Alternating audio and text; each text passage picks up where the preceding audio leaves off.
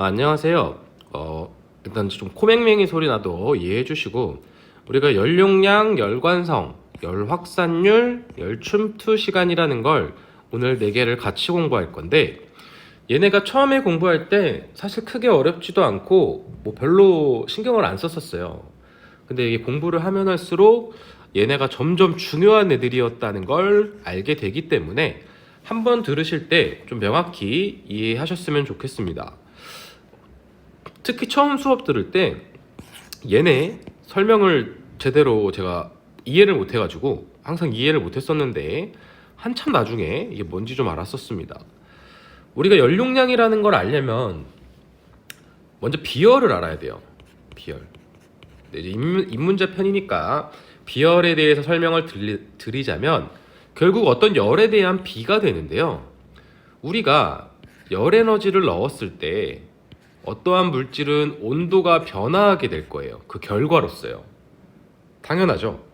근데 우리가 각각 물질마다 고유적인 열 특성이 있어요. 고유 열 특성. 그게 제일 대표적인 게 이제 비열이 되는 건데, 비열이라는 건 어떤 물질의 단위 질량이라는 건 1g 또는 1kg이 되겠죠. 1도씨 올리는데 필요한 열량이에요. 무슨 말이냐면, 뭐 이 g이든 kg이든 상관없습니다.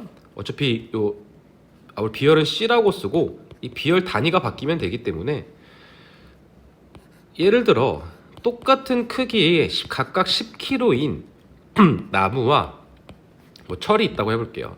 사각형으로 크기도 똑같고 그냥 질량도 똑같다고 해보겠습니다. 물론 사실 크기 차이는 있겠지만 그냥 둘 다 1kg이다. 근데 얘네가 둘 다 뭐 10도씨라고 해볼게요. 얘네를 11도씨로 올리는데 당연히 필요한 열 에너지의 양은 다르겠죠. 너무 당연하잖아요. 온도가 오르는 속도도 다를 것이고. 그래서 우리가 어떠한 물질 1g을 1도씨 올리는데 필요한 열의 양은 얼마인가? 이제 우리가 이게 비열이 됩니다. 뭐 이걸 단위는 뭐 여러 개가 있죠. 뭐 킬로칼로리나 칼로리 퍼 그램 도씨 이렇게 돼 있을 수도 있고. 자, 그 비열은 결국 어떤 물질 각 1g 또는 1kg이 1도씨 올리는데 열을 얼마나 필요로 하는가, 이런 특징이 됩니다. 비열이 유난히 큰 게 물이죠. 그래서 우리가 불이 났을 때 여기에 물을 뿌려서 이 불을 끄는 가장 큰 이유가, 이 물은 비열이 매우 크기 때문에 얘가 물이 50도가 오르면 얘는 한 500도가 떨어지는 거죠. 얘는 온도가 잘 안 오르니까. 그래서 이제 우리 비열이 중요한 거고. 그럼 이제 연용량에 대해서 한번 공부를 할 건데, 연용량이라고 하면 말 그대로 열을 담는 용량이에요. 우리가 일반적으로 식은 질량 곱하기 비열이라고 연용량이라고 하고 있습니다. 가끔 이게 로씨도 연용량이다 하시는 분들이 있는데, 저는 됐다고 말씀드리고 싶고, 연용량 이제 뭐냐, 우리가 같은 철이더라고. 우리가 요만한 철 상자와 이만한 철 상자의 열 용량은 다를 거예요. 얘의 비열과 얘의 비열은 똑같을 텐데, 얘의 질량이 훨씬 크기 때문에 우리가 똑같은 열을 가했을 때 이놈 큰 놈 1도씨 올리는데 열이 훨씬 많이 필요할 거 아니에요.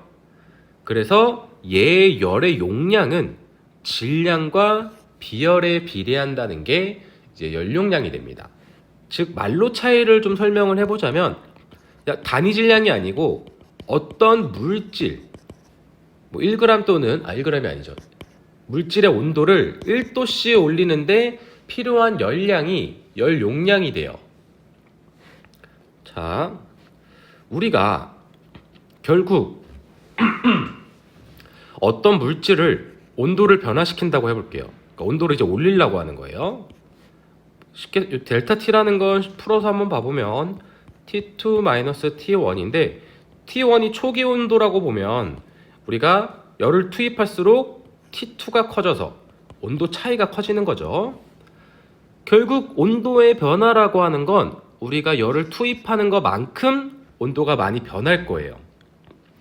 근데 우리가 실제로 온도가 오를 때 비열에 따라서 비열이 크면 클수록 온도가 안 변할 거고 비열이 작으면 작을수록 온도가 쉽게 변하니까 반비례 관계를 형성을 하겠죠. 예를 들어서 비열이 100이라 그러면 10이내보다 온도가 10분의 1밖에 안 변하는 거잖아요.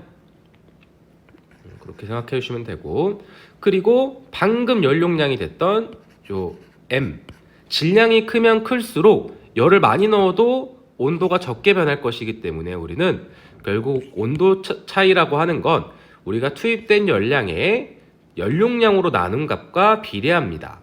그래서 우리가 이 식을 정리를 해보면 실제로 설비고 소방이고 소방 기술사에서는 많이 안 썼던 것 같은데 우리가 그 열적 관련해서 제일 많이 쓰이는 식 중에 한 가지예요. 이게 우리가 이 식은 Q를 구하느라고도 쓰고 델타 T를 구하느라고도 M을 구하느라고도 쓰기 때문에 되게 중요한 식입니다. 그래서 우리가 결국 이 식을 정리하면 Q는 MC 델타 T라는 식으로 나타내게 됩니다. 그래서 투입된 열량이 얼마냐는 건 우리가 그때 지나간 질량과 그 물질의 비열 그리고 변화한 온도로 인해서 무슨 말이냐면 조금 더 쉽게 해보면 우리 배관에서 이렇게 나와서 열 교환을 여기서 막 하고 이렇게 돌아갔다고 해볼게요. 여기 뭔가랑 열 교환을 했다고 봐볼게요. 이렇게 그러면 얘가 처음에 올 때 100도였어요. 물이라고 칠게요. 그냥 끓진 않고 여기 돌아갈 때 50도였어요. 그럼 여기 전달된 열량이 얼마냐? 우리가 여기 흐르는 유량을 알아야겠죠? 뭐 유량이 예를 들어서 5 세제곱미터 퍼 세크라고 그냥 해볼게요. 숫자 쉽게. 그러면 5 세제곱미터 퍼 세크 곱하기 비열이 물이 4.19였나요? 갑자기 헷갈리네요. 4.19 곱하기 요 온도차 100에서 50도 50 하면 여기서 지금 주어진 전달된 열량 Q는 이만큼이다. 이런 식으로 간단하게 계산을 할 수 있다는 거죠. 이 50은 얘가 아니고 1번 빼기 2번을 한 겁니다. 뭐 그냥 간단하게 봐주시면 되고 또 우리가 지금 배운 건 결국 연용량이었으니까 연용량은 이 식을 응용하면 투입된 열량이 온도가 얼마나 변했는지로 나눠주면 얘의 연용량이 얼마인지 알겠구나. 무슨 말이냐면 내가 어떤 물질의 열량을 10만 칼로리를 넣었는데 걔 물질이 5도가 변했네? 그럼 얘네 나눠버리면 이 물질의 연용량이 얼마인지 알 수 있다는 거죠. 그렇게 봐주시면 되고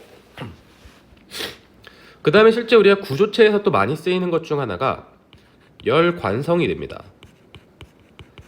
우리 관성의 법칙이라고 하는 이유가 현재 상태를 유지하려고 하는 게 관성이죠. 정확히 말하면 현재의 운동 상태를 변화하지 않으려고 하는 건데 조금 봐보면 즉 열적 상태에 대한 변화를 거부하는 성질이에요. 이 현재 열적 상태를 관성으로 유지하고자 하는 거죠. 그래서 우리가 열관성은 뭐 어떻게 말하느냐에 따라 다르지만 결국 열 저장 능력에 우리가 방열 능력을 고려한 거죠. 무슨 말이냐면 우리가 일단 열관성은 로 C K 또는 K 로 C라고도 씁니다. 이렇게 쓰시는 분들마다 다른데 저는 보통 로 C K라고 쓰고 상관없습니다. 이제 이런 의문이 들 수 있어요. 우리가 연용량이 MC였어요. 근데 로 C라고 하면 사실 MC를 바꾸면 로 VC가 돼야 되는데 얘가 로 C가 됐죠. 왜 방열 능력을 더했으면 MCK가 돼야지 왜 로 CK가 됐을까? 이제 이런 고민을 해보실 수 있는데 자, 얘는 약간 그 개념을 쉽게 이해하시려면 국소적인 관점으로 보셔야 이해를 하기 좋습니다. 우리가 어떤 벽에요, 여기 열이 가해졌을 때, 빛이 뭐 복사열이 왔을 때 이 면을 딱 꼭지점을 기준으로 봐볼게요. 이 지점에서 얘가 온도가 변하려고 하는 건 이 물질의 전체 질량이 아니고요, 이 부분에 대한 질량이기 때문에 얘가 우리가 로라고 표현이 되는 거고, 당연히 비열은 전체를 보든 이 부분만 보든 똑같으니까 우리가 비열 C가 들어가는 거고요. 또 이 물질의 온도가 얘가 변하지 않으려고 열이 들어오다 보니까 주변으로 이 꼭 지점에서 우리가 열을 이렇게 방출하게 됩니다. 실내로 열을 전도하게 되는 거죠, 구조체 내부로. 그래서 우리가 K라는 게 있는 거예요. 즉 우리가 로 C만큼 투입된 열 에너지가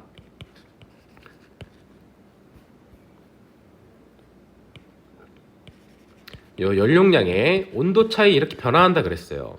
거꾸로 말하면 얘는 지금 아무 열 손실이 없을 때의 이 전체에 대한 열 용량이 되는 거고, 이 꼭지 딱 요 해당 지점이 열이 들어오는 부분으로 보면 이 부분의 온도의 변화는 얘가 온도가 올라감으로 인해서 주변 구조체로 열을 손실하는 능력인 전도 K, 열전도도인 K와 람다로 쓰셔도 상관없고, 근데 보통 이건 다 K로 쓰기 때문에 저도 K로 쓰겠습니다.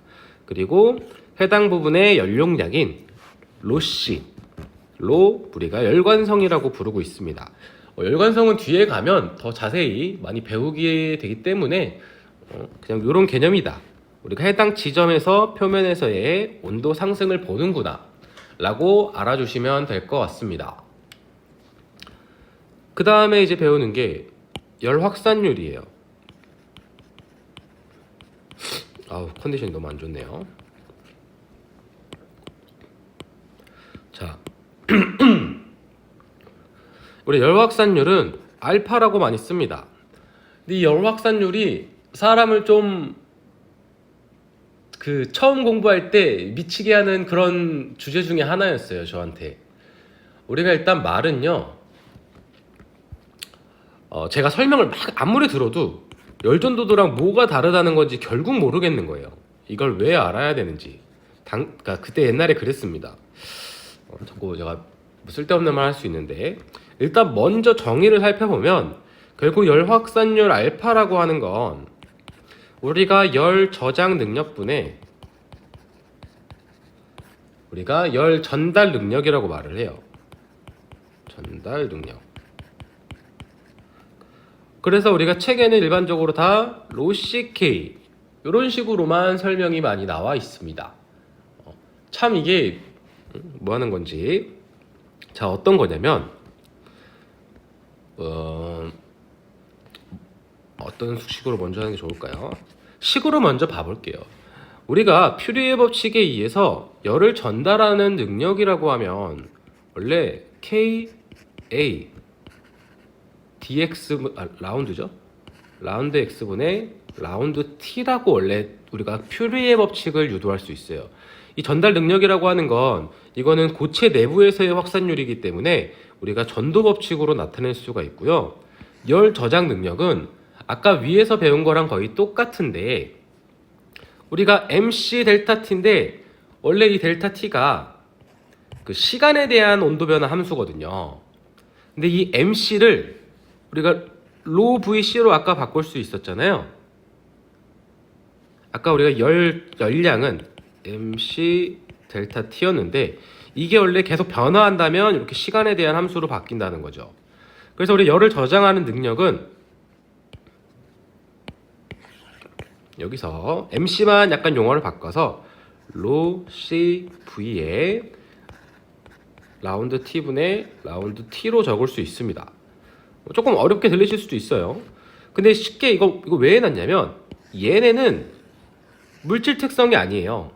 그냥 어떤 그 현재 상태에 대한 조건이기 때문에 얘네는 열 확산율이라고 하는 건 어떠한 물질에 대한 그 확산 능력을 보는 거기 때문에 우리가 식을 이렇게 두고 이거를 1차원으로 정리를 하게 되면 물질 고유 특성만 남기면 얘네를 다 삭제할 수가 있거든요.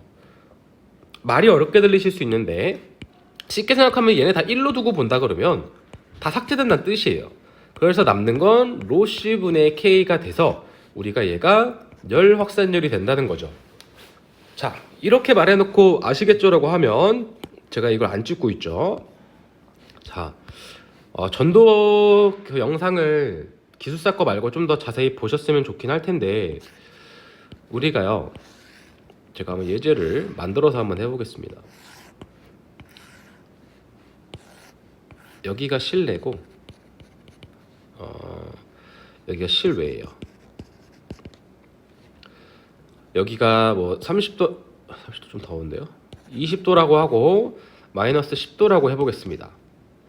근데 진짜 이 벽체가 지금 전부 20도라고 해볼게요. 딱 20도인 상태로 딱 생겨난 거예요. 그냥 아주 쉽게 딱 전체가 20도인데 그러면 우리가 여기 표면에서 열을 다 뺏기겠죠? 여기가 영하 10도니까요. 이해되시죠? 그러면 결국 우리가 열 확산율이 어떻든 얘를 이렇게 그래프로 보면 얘가 온도라고 보시면 여기가 온도가 지금 높잖아요. 그 현재 상태는 이게 이제 20도인 거예요. 여기까지도 다 20도고 갑자기 바깥에부터 뭐 마이너스 10도가 여기 이렇게 있겠죠. 온도 구배가 이렇게 형성돼 있잖아요. 이해되시나요? 표면까지는 20도가 돼 있었으니까. 근데 얘가 이제 시간 이 상태로 우리가 두게 되면 결국 이 벽체는 점점 온도 9배를 형성하게 될 거예요. 이런 식으로. 이해가 되실까요? 벽이 처음에 딱 생겨났으면 여기나 다 20도인데 나중에 가면 시간이 지나면 우리가 얘가 20도고 얘가 마이너스 10도니까 뭐 예를 들면 30등분을 여기 이렇게 하면 여기 뭐 여기는 19도, 여기는 18도, 여기는 17도, 여기는 16도 이런 식으로 이렇게 우리가 온도 9배가 생긴다는 거죠. 이 온도 9배가 형성되는 속도가 열 확산율이에요. 자, 좀 더 보충해 보겠습니다. 이거 임무제용이 아닌 것 같은데 우리가 열 확산율을 좀 더 보면 퓨리의 법칙부터 봐야 돼요. 우리가 퓨리의 법칙 정확하게 정의를 기억하실지 모르겠는데 아주 쉽게 쓰면 원래 그 마이너스 정확히 풀로 쓰겠습니다. 마이너스 KA 라운드 T분의 X죠. X분의 라운드 T가 됩니다. 우리가 지금 외우고 있는 건 KA L분의 델타 T가 됐죠. 그래서 제가 설명드렸던 게 퓨리의 법칙의 전도 열량은 온도 9배에 비례한다는 거였어요. 근데 우리가 그러면 딱 생각을 해보세요. 여기가 20도이고 10도일 때 벽이 딱 생기면 처음에 여기로 열이 흐를까요? 당연히 열이 안 흐르죠. 이 벽의 온도가 먼저 떨어져야 흐르니까. 그래서 우리가 이 온도 9배가 형성되는 속도가 열 확산율이 됩니다. 자, 이 벽체를 한번 봐볼게요. 어떤 벽체도 상관이 없습니다. 마이너스 20도 여기는 20도에 마이너스 10도. 자, 여기 A벽이 있어요. 좀 두껍게 그릴까요? A벽.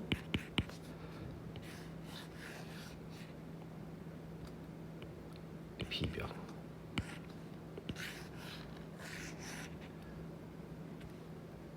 A벽. 자, 얘는 철이고 얘는 나무라고 해보겠습니다. 똑같이 다 20도인 상태에서 이게 생긴 거예요. 그냥 여기 통로가 있지만 꽉꽉 막혔다고 봐주세요. 그럼 처음엔 둘 다 이렇게 각각 온도 구배는 20도인 그냥 처음 상태에서 시작을 할 거예요. 근데 뭐 예를 들어서 2분이 지났을 때 나무는 온도 구배가 아직 한 이 정도밖에 형성이 안 됐을 거예요. 근데 철은 열이 빨리 흐르니까 한 이 정도로 온도 구배가 형성이 됐을 거예요. 왜냐면 얘가 열 확산율이 크기 때문이죠. 그러다가 뭐 예를 들어서 5분 지났었고 뭐 한 30분 지났더니 얘는 우리가 완전한 온도 구배가 형성이 됐어요. 근데 얘는 30분을 지났어도 한 요 정도밖에 형성이 안 됐을 거고, 그럼 얘는 이제 온도 구배가 형성이 됐으니까 얘는 퓨리에 법칙을 적용해서 우리가 전도 열량 계산을 할 수가 있을 거예요. 근데 얘는 30분 이에도 아직 온도 구배가 형성이 안 됐으니까 정확한 계산이 어렵고, 뭐 예를 들어 2시간이 지나면 얘도 이제 온도 구배가 완전히 형성이 됐을 텐데, 당연히 열확산율은 철이 큰 겁니다. 이렇게 우리가 결국 실내외의 온도가 같다면 온도 구배는 결국 최종적으로는 똑같이 형성이 될 거예요. 뭐 단일 물질 기준으로 일단 말씀드리는 겁니다. 똑같은 두께의 다른 물질. 근데 우리가 열 확산율이 크면 이 온도 굽의 형성이 빠른 거고, 열 확산율이 작으면 온도 굽의 형성이 매우 늦어진다는 게 차이점인 거죠. 뭐 이 정도면 이해가 안 되셨으면 나중에 공부하시다가 다시 한번 보시면 되고, 그 다음에 이제 열 침투 시간인데, 옆에 할까요? 이 문제가 있습니다. 열 침투 시간에 대해서 지금 책마다 다르게 나온 게 지금 굉장히 많아서 시험에 나온다면 어떤 문제로 풀어야 될지, 그러니까 어떤 식으로요, 정확히 말씀드리기가 좀 어려운 게 있어요. 일단 열 침투 시간이 뭔지부터 설명을 좀 드리겠습니다. 엄밀히 따지면 제가 열 확산율이라고 하면 온도 구배를 형성하는 속도라고 말씀을 드렸어요. 온도 구배 형성 속도. 그럼 이 형성하는 온도 구배를 형성하는데 걸리는 시간이 열 침투 시간이에요. 얘는 얼마나 빠른가, 얘는 하는데 얼마나 걸리냐, 이런 차이입니다. 자, 열 확산율이 빠르면, 열 확산율이 크다면 결국 온도 구배가 빨리 형성됐었죠? 그러면 비례해서 열 침투 시간은, 이게 열 침투 시간 기호가 헷갈리네요. 그럼 T라고 쓰겠습니다. T라고 썼던 것 같네요. T는 반비례하는 관계예요. 당연히 열 9배를 빨리 하면 9배를 만드는 시간은 줄어들 거고, 9배가 느리게 만들어지면 9배를 만드는 시간은 길어지는 거죠. 그래서 우리가 개념은 일단 이렇게 아시면 돼요.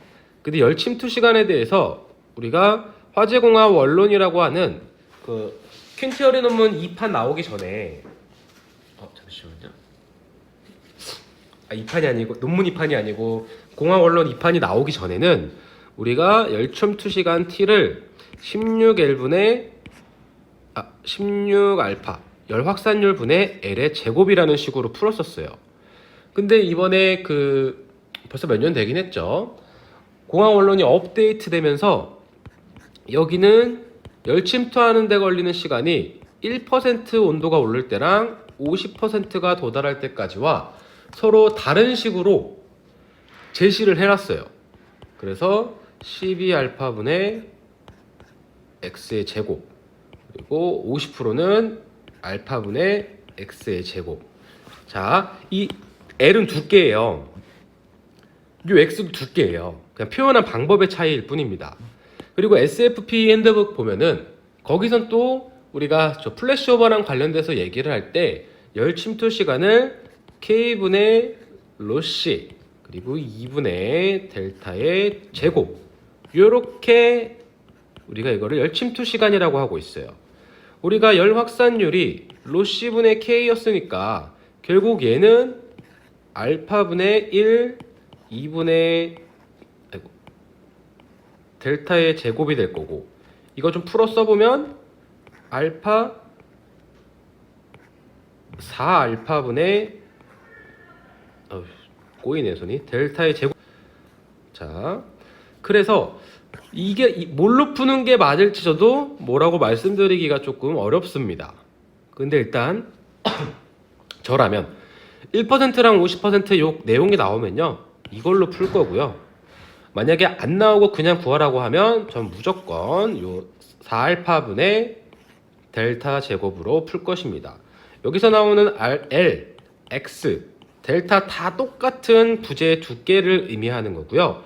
결국 여기에 모든 공통점은 열 침투 시간은 열 확산율에 반비례하고 부재의 두께의 제곱에 비례한다는 것만 아시면 사실 큰 맥락은 모두 파악했다고 하실 수 있습니다. 오늘도 감사합니다.